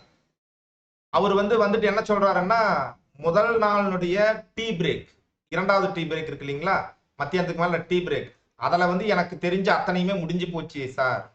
அவர் ரொம்ப பெரியவர், 55 வயசு இருக்கும். அவர் சொல்றார், சார் முடிஞ்சு போச்சு சார், நீங்க நாளைக்கு சாயங்காலம் வரைக்கும் என்னத்தை சொல்லி கொடுப்பீங்க அப்படின்னு சொன்னார். அப்புறம் ஐயா இதுக்கு பதில் சொல்வதற்கு கூட நேரம் இல்லை, அமைதியாக அமருங்கள் அப்படின்னு சொல்லிட்டோம். அடுத்த நாள் மத்தியானம் சாப்பிட்டு முடிச்சுட்டு திடீர்னு கார் எடுத்துட்டு போயிட்டார். உடனே வரல, ஒரு சப்ஜெக்டை விட்டுட்டார் அவர். சரிங்களா? என்னடாச்சு போயிட்டாரு, என்னாச்சு தெரியலையே அப்படின்னு பார்த்தோம்னா, போயிட்டு பொன்னாடை, காய் பழங்கள், கனி வகைகள் இதெல்லாம் கொண்டாந்துட்டு ஒரு தட்சணையை மீண்டும் வச்சுட்டு அப்படியே கொடுத்துட்டு காலில் விழுவதுக்கு வர்றாரு. ஐயா நீங்கெல்லாம் காலில் விழுவக்கூடாது, மன்னிக்கணும் அப்படின்னு சொல்லிட்டு அந்த பொன்னாடையை மட்டும் ஏற்றுக்கொண்டு பணப்பரிசெல்லாம் கொடுக்காதீங்க, நீங்க அப்படியே வச்சுக்கீங்கன்னு சொல்லிட்டோம். ஏன் பெருமைக்காக சொல்லவில்லைங்க. அவ்வளவு கட்டணம் வாங்கக்கூடிய நபர்களுக்கு கூட ஒரு 1/3 பங்கு தான் அவருக்கு தெரிஞ்சிருக்கு, மிச்சம் 2/3 பங்கு அப்டேட் பண்ணிட்டு போனார். அடுத்து ஒரு 3 மாதம் கழித்துட்டு போன் பண்ணார், என்னுடைய ஃபெயிலியர் கேஸ் நிறைய இருக்கு, அத்தனை கேஸையும் நான் எடுத்து பார்த்தேன், இந்த பிரம்மசூத்திரம் நியூமராலஜி பிரகாரம் இருக்கிற அந்த லாஜிக்ல தான் அத்தனை பேருமே மடிஞ்சிருச்சு, இனி ஒரு பேரு கூட நான் மோசமா வைக்க மாட்டேன், நன்றி அப்படின்னு சொன்னார். அப்ப அந்த அளவிற்கு ஒரு கில்லி மாதிரி சொல்லி வைக்கக்கூடிய அந்த பேர் நம்ம வைக்கணும்னு சொன்னோம்னா முழுமையாக அந்த நியூமராலஜி அறிந்தால்தான் முடியும். எல்லாத்தையும் நம்ம சொல்ல மாட்டோம். திடீர்னு ஒரு கேள்வி கேட்கறாங்க, ஜாதகத்தை பார்க்காம நம்ம சொல்லணும் இல்லையா? நாம தான் பெரிய நியூமராலஜிஸ்ட். அதே ஜாதகத்தை பார்க்காம நம்ம சொல்லணும் இல்லையா? நிறைய கற்றுக்கொண்டு இருந்தால் அதில் ஏதாவது ஒரு முறை அப்ப பொருத்தமாக ஞாபகத்துக்கு வரும். அந்த பகுதியை நம்ம சொல்லும் பொழுது மிக நல்ல ஒரு பேர் எடுப்பதற்கான வாய்ப்பு இருக்கிறது. சரியான வாய்ப்பு இருக்கக்கூடிய நபர்கள், நகர்ப்பகுதியில் இருக்கக்கூடிய நபர்கள், விஐபி கஸ்டமர்ஸை சந்திக்கக்கூடிய நபர்கள் ஒரு பெயர் அமைப்பதற்கு 1 லட்சம் ரூபாய் வரைக்கும் கூட, குறைந்தபட்சம் 1 லட்சம் ரூபாய் நீங்க கட்டணம் வாங்கக்கூடிய அளவிற்கு உங்களுடைய தகுதி உயரும் அப்படிங்கிறது உண்மை. வேற கேள்வி? ஆமாம், நான் லோசோ கிரேட் உங்க புத்தகம் வாங்கியிருக்கீங்க, அதுக்கடுத்து தமிழ் எண் கணிதம் அந்த வகுப்புல கூட நான் கலந்துக்கிட்டேங்க, ரொம்ப நல்லா இருந்துச்சு. நன்றி. முழுமையான நியூமராலஜி வகுப்பிலையும் கலந்து கொள்வதற்கு அழைக்கின்றேன் ஐயா, வருக. நன்றி. வேற ஏதாவது கேள்விகள் இருந்தால் தொடரலாம் அல்லது விடைபெறலாம். அடுத்த அறிமுக வகுப்பு 2ல இன்னும் பல மெத்தட் என்னென்னலாம் இருக்கு, முக்கியமா பாருங்க, லோசோ கிரிட் இதுக்குள்ள நான் கொண்டு வரவே இல்லை பாத்தீங்களா? அப்ப அந்த லோசோ கிரிட் எவ்வளவு உயர்வானதோ அது மாதிரி உயர்வான பல விஷயங்கள் இன்னும் இருக்கிறது, அதெல்லாம் அப்புறம் பேசிக்கலாம். நல்லது நண்பர்களே, நீண்ட இந்த ஒரு மணி நேரம் 5 நிமிஷம் இந்த வகுப்புல என்னோடு இணைந்து பயணித்த அனைவருக்கும் நன்றி கூறி அடுத்த அறிமுக வகுப்புல சந்திக்கலாம். நன்றி. நன்றி ஐயா. நன்றி. Thank you sir. Kesavan, Chennai auto driver. நன்றிங்க ஐயா, நன்றிங்க. தொடர்ந்து இணைப்புல இருங்க. நன்றிங்க ஐயா. நன்றி.